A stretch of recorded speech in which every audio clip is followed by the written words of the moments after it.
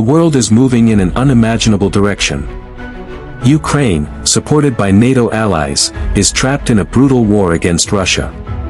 Hypersonic missiles are flying and destroying cities, while bombs can explode at any moment. The question is, can NATO truly face this growing threat? On the other hand, NATO, once considered the fortress of Western defense, now appears fragile, increasingly irrelevant, and powerless. Some predictions even suggest that the NATO alliance is on the brink of collapse by 2025.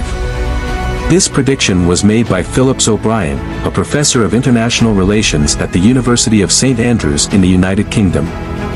He stated that Russia's invasion of Ukraine is the main catalyst for NATO's downfall. He even mentioned that Ukraine was designed to fight in a hard, not smart, way. To fully understand the potential collapse of NATO, we need to look at various perspectives involving interacting internal and external factors. From tensions among NATO member countries to the impact of increasingly aggressive foreign policies, each element will provide a more complete picture of what might happen to this alliance in the future. By understanding these aspects, we can better grasp why many predict a darker and gloomier future for NATO. NATO, which stands for the North Atlantic Treaty Organization, was founded in 1949 with the primary goal of facing the threat of the Soviet Union, a superpower that led the Warsaw Pact alliance at that time. When the Soviet Union collapsed in 1991, NATO lost its main adversary, which was the basis of its existence. Not only that, NATO has undergone significant changes. Initially defensive, it has now transformed into an organization that tends to be very aggressive. NATO now often appears as an extension of US geopolitical policies and interests. Additionally, this organization seems to be constantly seeking new enemies, creating fabricated threats to maintain its existence. This is why many countries around the world are frustrated with NATO. Behind the beautiful rhetoric of being the world's police and maintaining international security, NATO has turned into an enforcer of a unipolar order dominated by the West.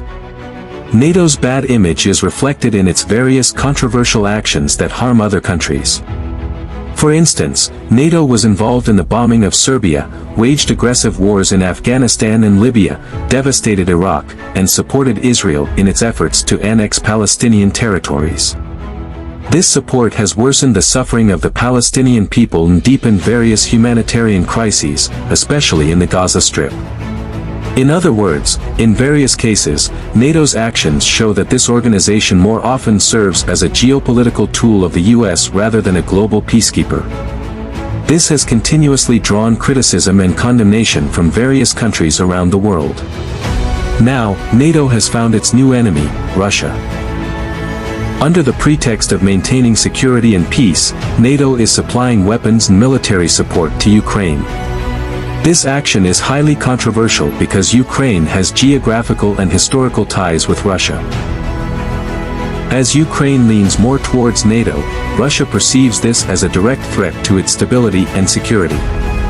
So far, NATO's intervention has not created peace between the two warring siblings but has instead exacerbated regional tensions, which is highly contrary to the principle of neutrality that should be upheld.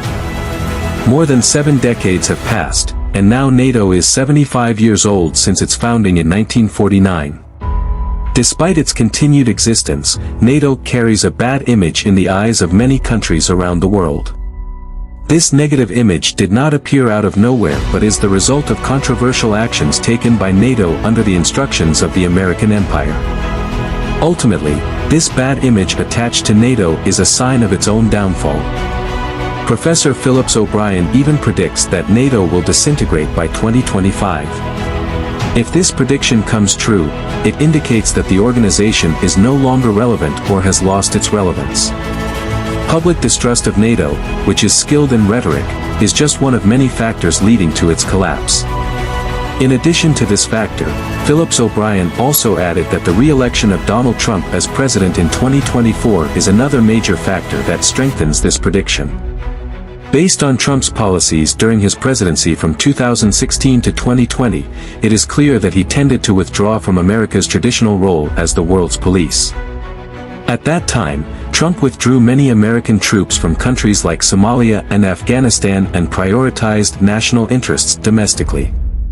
Moreover, he even withdrew American participation from several international organizations.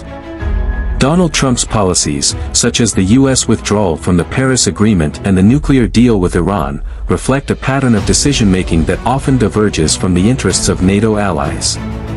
As a result, when NATO became less of a priority under Trump's leadership, U.S. financial, military, and political support for the alliance also diminished.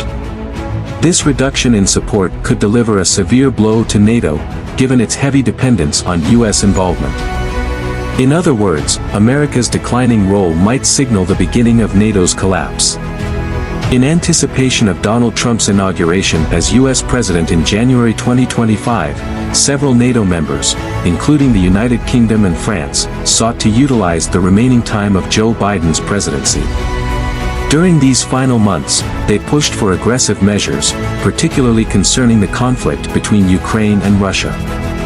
Furthermore, NATO adopted a more confrontational approach toward nations considered adversaries, such as Yemen, Iran, and North Korea. Essentially, NATO took advantage of Biden's remaining term to pursue controversial US-backed geopolitical agendas, which ultimately led to various setbacks.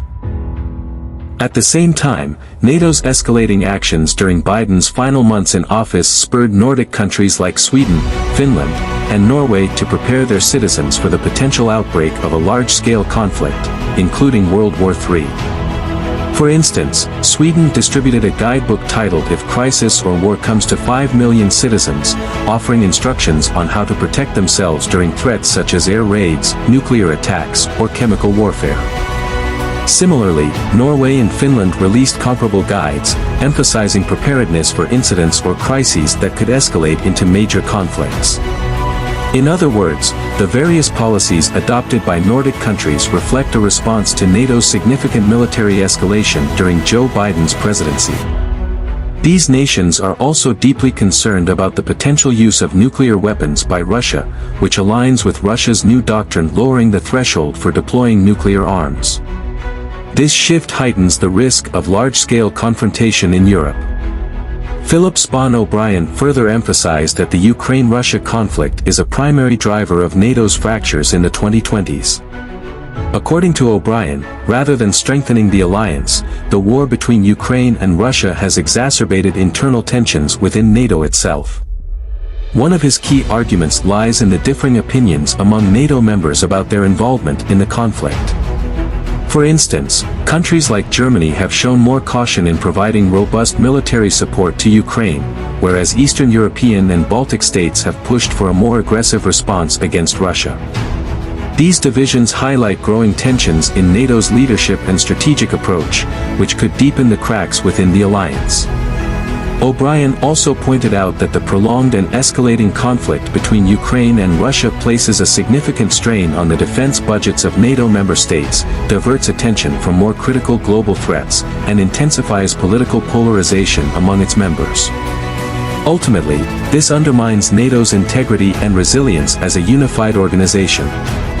If O'Brien's predictions are accurate, the Ukraine